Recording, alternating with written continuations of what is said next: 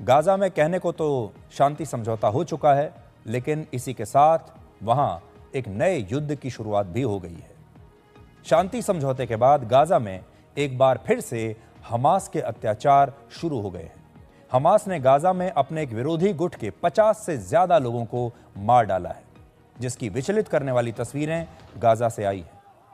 लेकिन हमें लगता है कि हमास की सच्चाई समझने के लिए इन तस्वीरों को देखना आपके लिए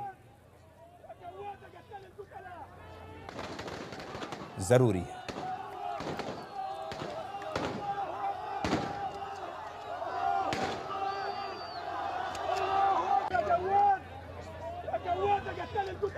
इन लोगों की हमास ने हत्या क्यों की?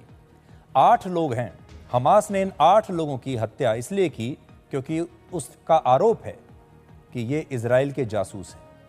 तो इन्हें इजराइल का जासूस बताकर, उनकी आंखों पर पट्टी बांधकर उन्हें सरेआम सड़क पर गोली मार दी। यहां भले ही सीज फायर हो चुका है, लेकिन इजराइल के लिए हमास की दुश्मनी कम नहीं हुई है और हमास ने जानबूझकर गोली मारने का यह वीडियो बनाया ताकि दुनिया भर में इसकी चर्चा हो।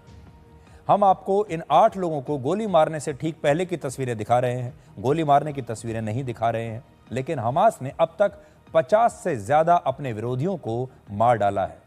सीज फायर के बाद हमास ने जिस बेरहमी से अपने विरोधियों की जान ली है, उससे स्पष्ट है कि वो गाजा की सत्ता में एक बार फिर अपनी पकड़ को मजबूत कर रहा है। और ये पकड़ जो है, ये आतंकवाद के जरिए आ रही है, ये पकड़ कट्टरवाद के जरिए आ रही है। और इस पकड़ को बनाने के लिए एक बार फिर से खून खराबे का इस्तेमाल हो रहा है। इसलिए 2 साल की लड़ाई के बाद भी गाजा में अब भी शांति नहीं है और आज भी डर का माहौल है।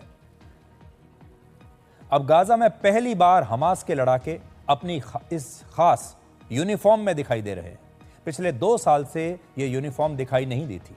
अब सोचिए, इजराइल ने गाजा में हमास के 20,000 से ज्यादा लड़ाकों को मार दिया है। इन हमलों के दौरान ये सारे लड़ाके जो थे, ये अंडरग्राउंड हो गए थे, ये छिप गए थे। और अब शांति समझौता होते ही ये सारे लड़ाके बाहर आ गए हैं और अब ये सड़कों पर आपको दिखाई दे रहे हैं। गाजा में कोई पुलिस या कानून का शासन नहीं है, इसलिए वहां के लोगों के लिए ऐसी घटनाएं उनकी जिंदगी का एक हिस्सा बन गई हैं। ऐसी घटनाएं वहां पर आम बात है।